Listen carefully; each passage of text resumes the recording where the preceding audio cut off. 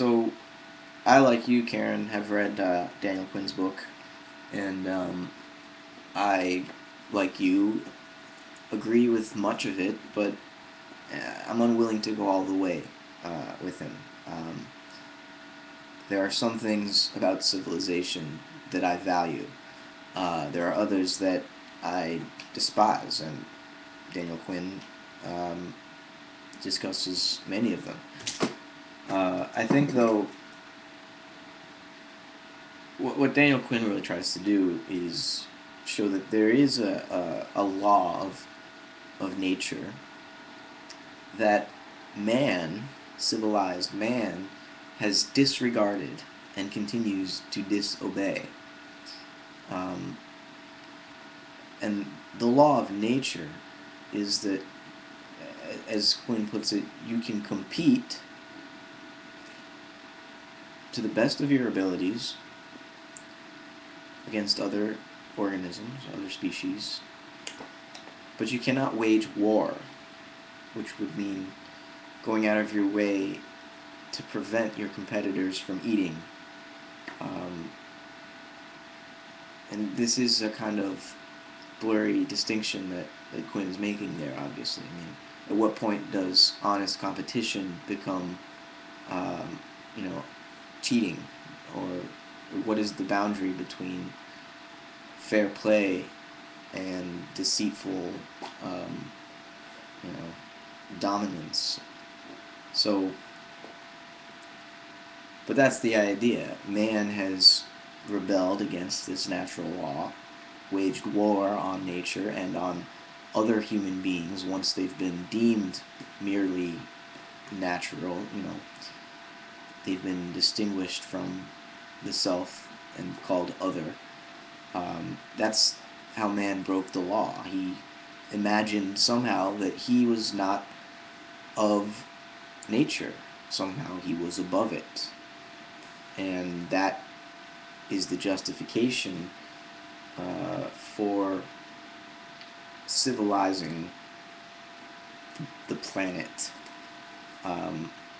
And certainly this is a complex which arose only in the West, in the what became the Judeo-Christian tradition, but certainly it's also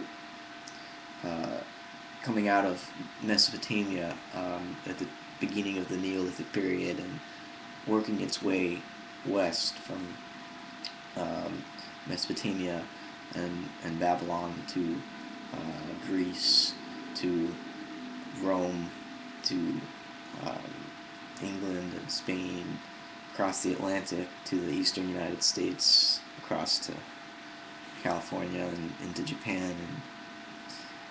And this march has been a battle of culture against nature, and culture has won.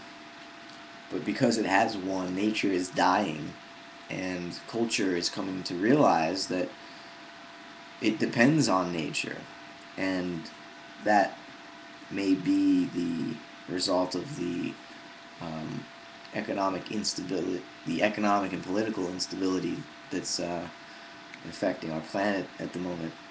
But Karen, I think there's more issues at stake here than just resource depletion, because the resource we're depleting, the non-renewable resource we're depleting, is fossil fuels, and they're being released into the atmosphere, right? And the climate, is changing.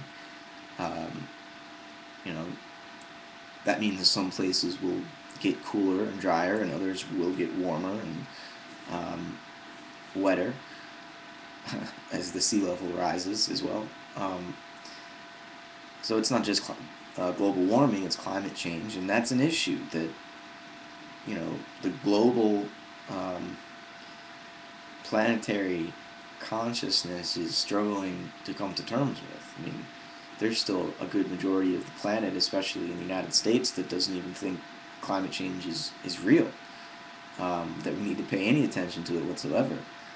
So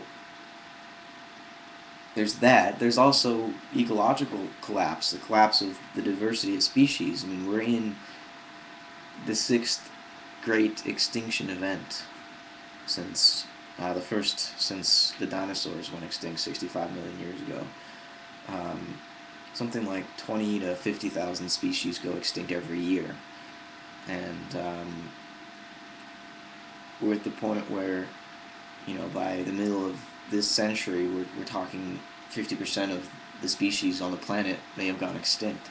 I mean, we don't even really know how many are going extinct because we can only estimate how many species we haven't discovered yet. Um, so, and it's not just sort of an emotional loss to have all these species dying out. When ecosystems collapse, um, it affects human beings because we require um, food, and we cannot grow crops unless the whole system is working in a stable way. And for there to be stability, there needs to be diversity. And when you start taking organisms out of the system, it begins to collapse because it's very intricately interconnected.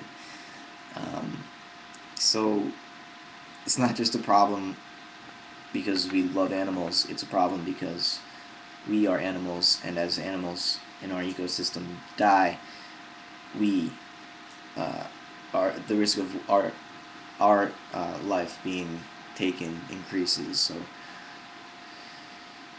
we've got some issues that we need to deal with as a civilization. I don't think it requires us giving up on civilization, because even if it did require that, there's no chance that's going to happen.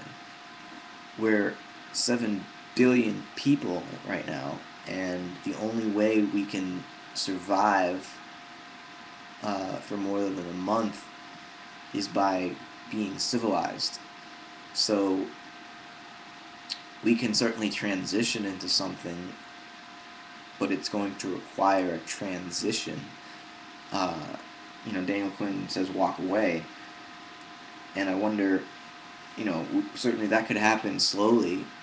People trickle out of the civilized way of life and kind of, uh, you know, the issue, of course, is where do you go, because the whole planet has been colonized already by someone.